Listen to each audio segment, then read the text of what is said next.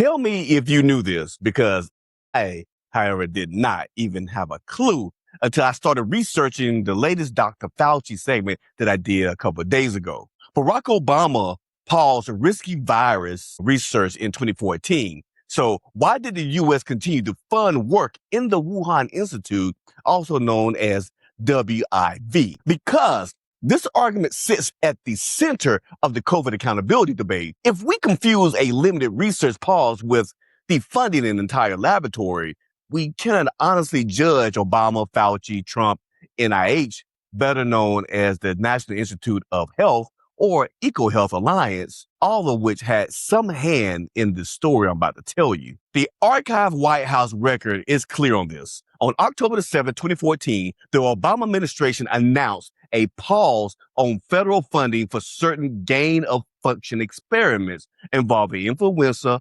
SARS, MERS virus, and specifically work reasonably anticipated to increase pathogenic or respiratory transmissibility in mammals. The policy did not say defund the Wuhan Institute. It did not pause every coronavirus experiment, and the NIH grant at the center of the controversy had already been awarded to EcoHealth Alliance on May 27, 2014.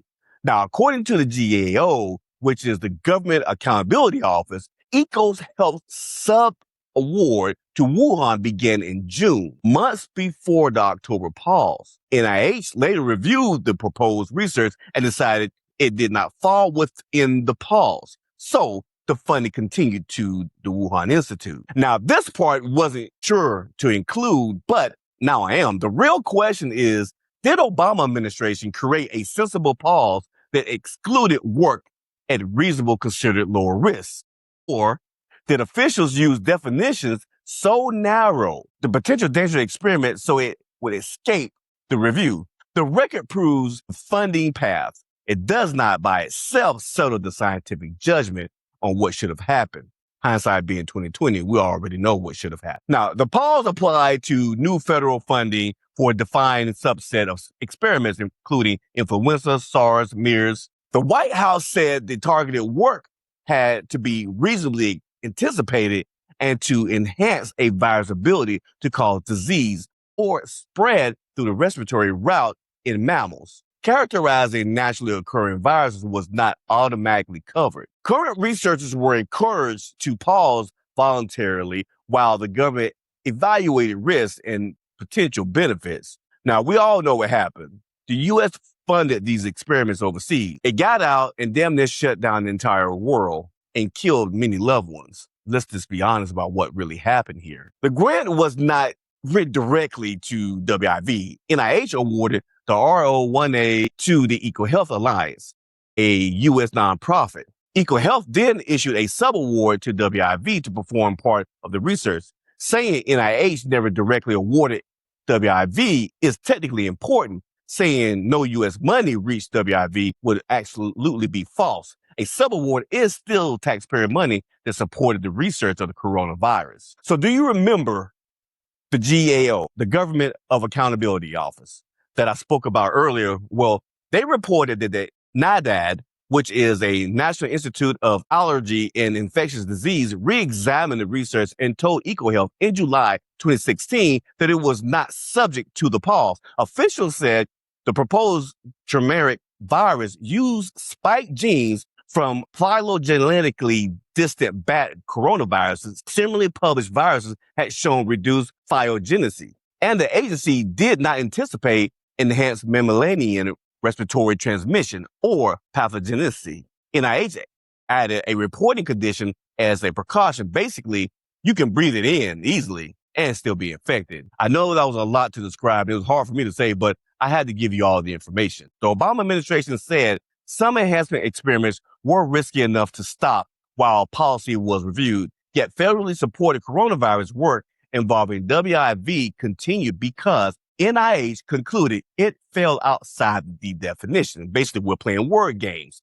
The administration did not defund WIV. It drew a line, and this project remained on the funded side of that line. I bet you they wish they had stopped the funding now, but we will never know. Now, I have to tell you that HSS Inspector General later found that the NIH and EcoHealth did not effectively monitor the rewards and the subawards. A required progress report was almost 2 years, you count them, 2 years late. NIH did not follow up promptly. When the report was finally reviewed, NIH concluded that an experiment had produced growth meeting a benchmark that should have been or should have triggered immediate notification. The watchdog called this missed opportunities for stronger oversight. So basically, some of our most intelligent scientists dropped the damn ball. Now, these findings are serious, but keep the boundary clear. HSS OIG, Office of Inspector General, said its audit was not designed to determine whether the research caused COVID-19. It did not resolve the origin of SARS-CoV-2. It also did not independently decide every scientific dispute over whether the experiment should have called gain of function weak oversight, nor was it ever established. The pandemic causation is not established by that audit, supposedly, but you can put it together and it makes sense. In April 2020, during the Trump's first administration, NIH terminated EcoHealth's grant, and after public controversy over the Wuhan funding, the Inspector General later said NIH's termination procedure was improper. The award was reinstated and suspended while NIH demanded additional records. In 2024, HSS suspended EcoHealth and began debarment proceedings, basically getting rid of them. In January 2025, EcoHealth and its president, Peter Daszak, were formally debarred. Trump then went further than that. Did you know that on May 5th, 2025, just last year, he signed an executive order directing the government to end federal funding for dangerous gain of function research in countries of concern, including China, and to pause certain U.S. research while stronger rules were developed. That policy is broader, more institutionally restrictive than Obama's 2014 pause. Whether it is better science policy is a separate debate, but the difference is the real scope. I also found no verified public record showing Obama personally defending the Wuhan Institute as an institution. His White House defended the potential benefits of life sciences research while saving the risks of certain experiments required a pause and public review. That is not the same as Obama announcing, "I stand behind WIV, the Wuhan Institute." One would need to criticize the policy actually documented, not the quotation that has not been found or ever been said. Here is the accurate conclusion that everyone should know. Obama did not defund the Wuhan Institute. His administration paused new funding for a limited category of higher risk experiments. The EcoHealth grant and the WIV subaward began before that pause, and the NIH later decided the work was outside its scope, so it kept getting paid. The U.S. taxpayers' money therefore continued reaching the WIV indirectly. Later, watchdogs documented real oversight failures, which they should have. Those facts justify scrutiny, but they do not prove that the Obama administration created COVID, that WIV caused the pandemic, or that every disputed experiment had the same risk. But it does prove many agencies dropped the ball, or maybe they didn't and wanted a real world test. Now watch my episode, Fauci Pleaded the Fifth After Being Pardoned. What was he protecting? It explains why the Wuhan funding dispute returned to Congress and what Fauci's silence does or does not prove.